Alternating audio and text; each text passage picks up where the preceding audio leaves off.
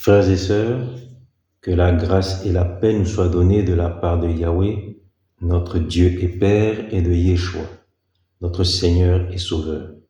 Père, le fondement de ta parole est la vérité et toutes les lois issues de ta justice sont éternelles. Les révélations de ta parole éclairent et donnent de l'intelligence aux simples. Nous sommes là ce matin devant toi afin que tu nous donnes de l'intelligence. Nous avançons dans notre partage du livre de Deutéronome et nous abordons aujourd'hui le chapitre 28.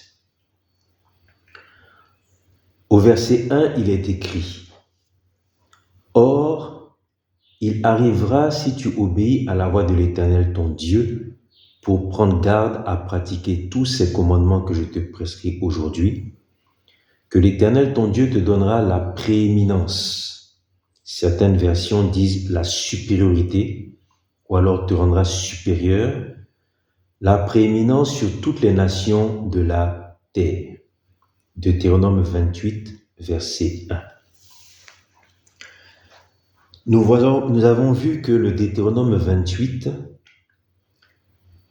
instaure le principe de la restauration du régime de bénédiction pour l'ensemble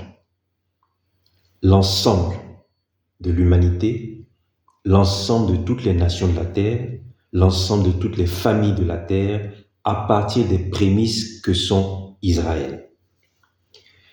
Et le Deutéronome 1 commence par reprendre un principe qui a été évoqué en Genèse 1 et en Genèse 2, au moment où l'homme, principe féminin et masculin, après avoir été créé, a été béni par l'Éternel Dieu et a été placé dans l'Éden, le jardin de la grâce de l'Éternel. Deutéronome 1 reprend donc un principe établi par Dieu pour l'homme dans le régime de la bénédiction en Genèse. Alléluia. Quel est ce principe? Nous rélisions. Il est écrit donc dans Deutéronome 28 au verset 1 « Or, il arrivera si tu obéis à la voix de l'Éternel ton Dieu pour prendre garde à pratiquer tous ces commandements que je te prescris aujourd'hui, que l'Éternel ton Dieu te donnera la prééminence ou la supériorité sur toutes les nations de la terre. » La prééminence ou la supériorité sur toutes les nations de la terre si tu obéis à la voix de l'Éternel ton Dieu pour prendre garde à pratiquer tous ces commandements que je te prescris. Qu'est-ce qu'il a été dit à Adam et Ève en Genèse 1 et Genèse 2? En Genèse 1, verset 28, il est écrit « Dieu les bénit et Dieu leur dit « Croissez, soyez féconds, multipliez, remplissez la terre et soumettez-la » ou alors certaines versions disent « assujettissez-la », d'autres versions disent « maîtrisez-la » et dominez sur les poissons de la mer, sur les oiseaux des cieux et sur tout animal qui se meut sur la terre. Donc Genèse 1, 28 dit que Dieu bénit l'homme, mâle et femelle, et leur demande et leur dit d'être féconds, de multiplier, de maîtriser la terre ou de la soumettre et de dominer sur le reste du règne animal vivant. Mais en Genèse 2, verset 15, qu'est-ce que l'Éternel dit? Il est écrit que l'Éternel Dieu prit donc l'homme et le plaça dans un jardin en Éden pour le posséder et pour le préserver. Certaines versions disent pour le cultiver et pour le garder. Donc Genèse 2,15 nous dit que Dieu a pris l'homme qu'il a créé à son image, à sa ressemblance, et qu'il l'a placé dans un jardin en Éden, dans un jardin dans l'enceinte de sa grâce. Pour que l'homme fasse quoi? Certaines versions disent pour que l'homme le possède et le préserve, d'autres versions disent pour que l'homme le cultive et le garde. Alléluia. Toujours est-il que c'est à partir d'Éden, le jardin de la grâce de Dieu, que l'homme, en cultivant, en préservant, en gardant ce jardin-là, devait être fécond, croître, multiplier, remplir la terre, l'assujettir, la soumettre et dominer sur le reste du règne vivant animal.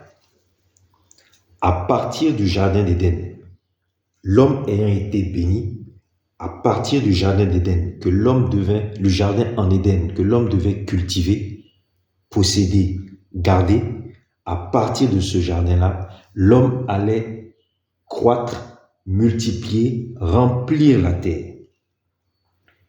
Le jardin d'Éden était donc la source à partir de laquelle l'homme allait s'étendre, proliférer, prospérer et assujettir, dominer la terre, soumettre la terre et dominer sur le reste du vivant.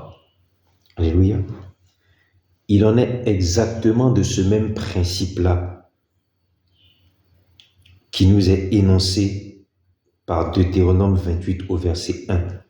Dieu dit, Israël, si tu prends garde à pratiquer mes commandements, si tu gardes mon alliance, si tu obéis à ma voix, si de tout ton cœur tu te fais le gardien de l'alliance, le protecteur de l'alliance, si de tout ton cœur tu te maintiens dans l'obéissance, l'alliance étant le lieu où toi et moi nous nous rencontrons.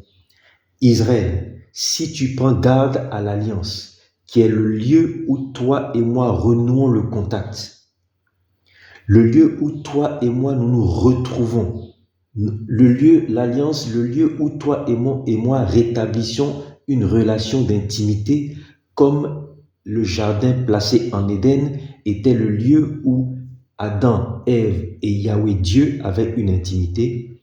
Qu'est-ce que je ferai de toi, Israël? Je te donnerai la prééminence, la supériorité sur toutes les nations de la terre. Frères et sœurs, Deutéronome 28 rétablit le principe du régime de la bénédiction. Et dans le régime de la bénédiction, celui qui prend garde à préserver son intimité avec le Seigneur, celui qui prend garde à demeurer dans l'obéissance à la voix du Seigneur, celui qui prend garde à préserver l'alliance qu'il a avec le Seigneur, reçoit de l'Éternel la supériorité, la domination en tant que prémisse. Nous verrons plus tard ce que signifie domination et prémisse, sachant que la notion de supériorité, la notion de prémisse a été déjà définie dans Deutéronome 4 au verset 6, dans Deutéronome 26 au verset 19, où Yahweh dit que Dieu va donner la supériorité à Israël. Pourquoi? Parce que Israël est une source à partir de laquelle toutes les autres nations seront bénies. Dans Deutéronome 4 au verset 6, il est dit que toutes les nations diront d'Israël, mais quel est ce grand peuple sage? Et dans Deutéronome 26 verset 19, il est dit que Dieu donnera la supériorité à Israël sur toutes les autres nations.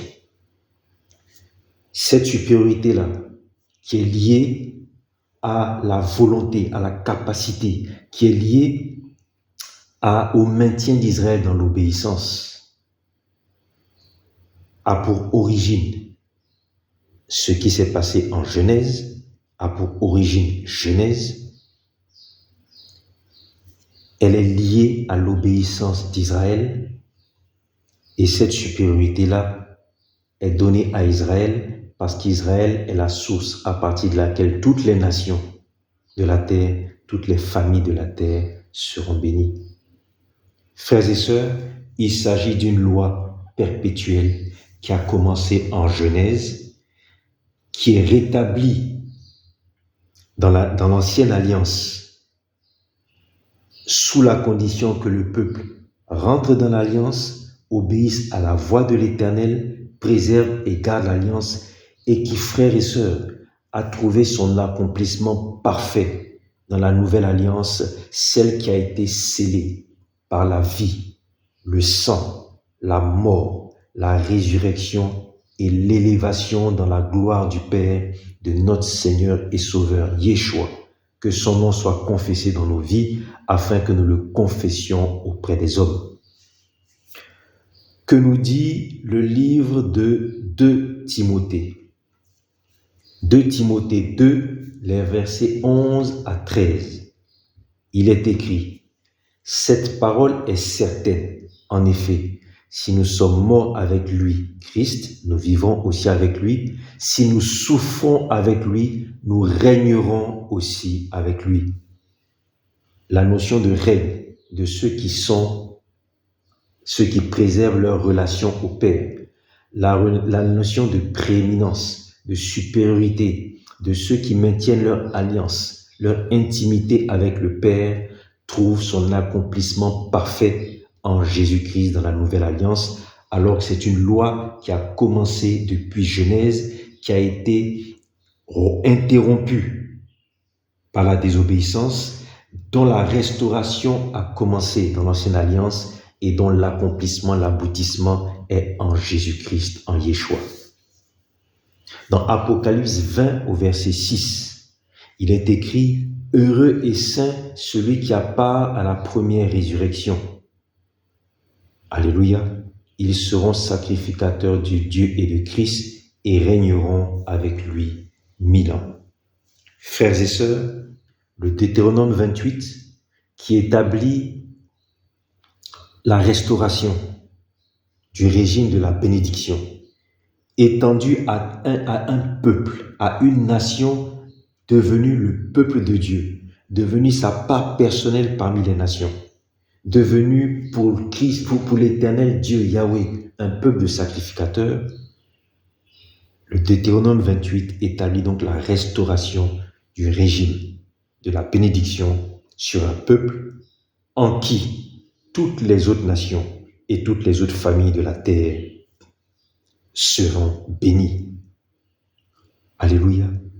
Et puisque ce régime-là est restauré, alors la supériorité est donnée à Israël comme prémisse, Israël s'attelant à préserver l'intimité, l'alliance, la relation au Père et son obéissance à sa voix. Alléluia. C'est l'enseignement que nous tirons du verset 1 du chapitre 28 du Deutéronome. Que la grâce et la paix nous soient données de la part de Yahweh, notre Dieu et Père, et de Yeshua, notre Seigneur et Sauveur.